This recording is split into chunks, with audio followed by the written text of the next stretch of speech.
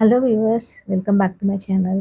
ఈరోజు వీడియోలో మనం సైడ్ స్లిట్‌ని నీట్‌గా ఎలా ఫినిషింగ్ ఇవ్వాలి అనేది చూద్దాము. నార్మల్ డ్రెసెస్‌కి అయితే మనము సైడ్ స్లిట్‌ని డబుల్ ఫోల్డ్ చేసి స్టిచ్ వేస్తే ఇదిగోండి చూడండి ఇక్కడ. పైకి స్టిచ్చింగ్ ఎలా కనిపిస్తుందో అంటే థ్రెడ్ బయటికి కనిపిస్తూ ఉంటుంది.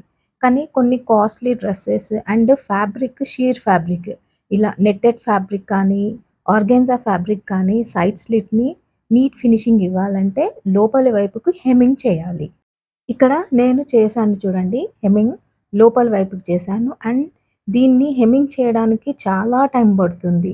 ఒకవేళ ఈ థ్రెడ్‌కి ఏమైనా తట్టుకుంటే ఇలాగా పైకొస్తుంది. అండ్ ఫినిషింగ్ మాత్రం మళ్ళీ ప్రాపర్‌గా రాదు. దానికోసం మళ్ళీ చేయాల్సొస్తుంది. అండ్ హెమ్మింగ్ చేసిన థ్రెడ్ కూడా బయటికి కనిపించకూడదు. సో, వీటికి సొల్యూషన్ ఏంటిదో ఈరోజు వీడియోలో చూద్దాము.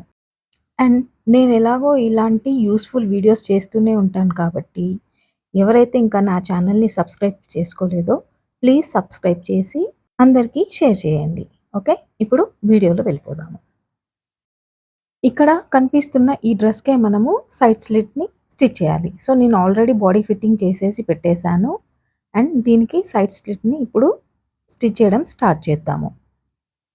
ముందుగా డ్రెస్‌ని ఇలా ఓపెన్ చేసుకొని లోపలి వైపు నుంచి డబుల్ ఫోల్డ్ చేసి స్టిచ్‌ని స్టార్ట్ చేయాలి.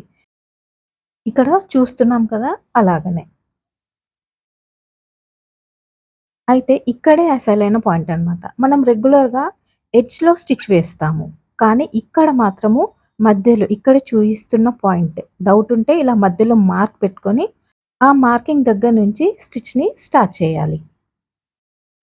ఈ స్టిచ్‌ని ఇదే విధంగా మధ్యలో వచ్చేలాగా రెండో వైపు వరకు స్టిచ్ వేసుకోవాలి. ఇక్కడ చూపిస్తున్న విధంగా మధ్యలో స్లిట్‌ని కూడా సేమ్ రెగ్యులర్‌గా ఎలాగైతే స్టిచ్ చేస్తామో, అలాగే స్టిచ్‌ని రెండో ఎడ్జ్ వరకు కంటిన్యూ చేసుకోవాలి.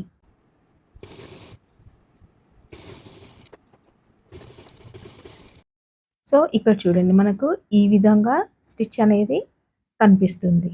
చూడడానికి ఆడ్‌గానే ఉంటుంది కానీ, ఫైనల్ స్టిచ్ చేశాక మాత్రం చాలా సూపర్‌గా వస్తుంది. నీట్‌గా వస్తుంది.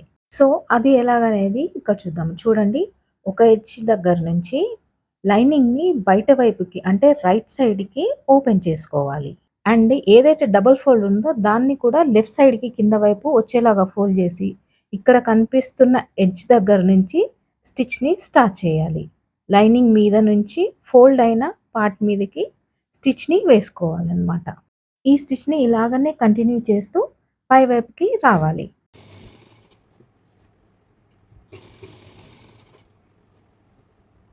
ఇలా స్టిచ్ పై వైపుకి వచ్చాక ఎక్కడైతే హిప్ దగ్గర మనము స్లిట్ ఓపెనింగ్ పెట్టుకుంటామో అక్కడ స్టిచ్‌ని లాక్ చేసుకోవాలి. అంటే రఫ్ చేసుకోవాలనమాట. ఇప్పుడు దీన్ని రివర్స్ చేసి చూద్దాము. ఇదిగోండి. కింద వైపు ఒక స్టిచ్, పై వైపు ఇంకొక స్టిచ్. అయితే రివర్స్ చేస్తే పై వైపు అంటే మధ్య భాగంలో మనం వేసిన స్టిచ్ ఇదనమాట. కింద వైపు ఇందాక కనిపించిన స్టిచ్ లైనింగ్ మీద నుంచి వేసిన స్టిచ్ అనమాట. సో, పైనుంచి ఏదైతే ఫస్ట్ మనం స్టిచ్ వేసామో దానిని మొత్తంని తీసేయాలి. ఇదిగోండి. ఇలాగా కనిపిస్తుంది ఆ స్టిచ్‌ని తీసేసాక మనకు. పైన ఎక్కడ కూడా థ్రెడ్ కనిపించట్లేదు. అండ్ లోపల వైపు లైనింగ్ మెయిన్ ఫ్యాబ్రిక్‌కి లాక్ అయిపోతుంది. దీనితో మన డ్రెస్‌కి చాలా నీట్ లుక్ వస్తుంది. అండ్ ఎవరైతే హెమ్మింగ్ చేయడం ఇష్టపడరో వాళ్ళకి ఈ మెథడ్ మాత్రం చాలా సూటబుల్‌గా ఉంటుంది. అండ్ టైమ్ సేవింగ్ మెథడ్ ఇదన్నమాట. అండ్ ఇది లైనింగ్ వేసే డ్రెసెస్‌కి మాత్రమే మనం ఇలా స్టిచ్ వేయగలము. సింగిల్ ఫ్యాబ్రిక్ వితౌట్ లైనింగ్ దానికి వేయడానికైతే ఇది వీలు కాదు. సో, చూసారు కదా డిఫరెన్స్. పైనుంచి స్టిచ్ వేస్తే ఇలాగా ఉంటుంది. లోపల నుంచి స్టిచ్ వేస్తే మనకి ఫినిషింగ్ ఇంకోలాగా ఉంటుంది. ఇప్పుడు ఒకవైపు స్టిచ్ చేసాం కదా! రెండో వైపు కూడా సేమ్ ఇదే విధంగా స్టిచ్ చేసి మీ డ్రెస్‌కి ఒక పర్ఫెక్ట్ లుక్‌ని ఇవ్వండి. ఇక్కడ రివర్స్‌లో కూడా స్టిచ్ ఎలా ఉందో మనం చూసుకోవడం చాలా ఇంపార్టెంట్. లేకపోతే స్లిట్ దగ్గర మనకి ఫ్యాబ్రిక్ ఫోల్డ్ అయినట్టు, కొంచెం పైకి లేచినట్టు వస్తుంది. సో, ఫ్రంట్ అండ్ బ్యాక్ ప్రాపర్‌గా మనము స్టిచ్ వేసుకోవాలి. ఇక్కడ చూడండి, స్లిట్ దగ్గర ఎలాంటి ఫోల్డింగ్ లేదు. అండ్ లోపల వైపు కూడా ప్రాపర్‌గా సివ్ ఎలవెన్స్ అనేది లోపలికి స్టిచ్ అయిపోయాయి. సో, ఈ వీడియో మీకు చాలా యూజ్‌ఫుల్ కదా! ఇంకా లేట్ ఎందుకు మీకు తెలిసిన వాళ్ళందరికీ షేర్ చేసేసి ఈ వీడియోని వైరల్ చేసేయండి. Thanks for watching. బాయ్.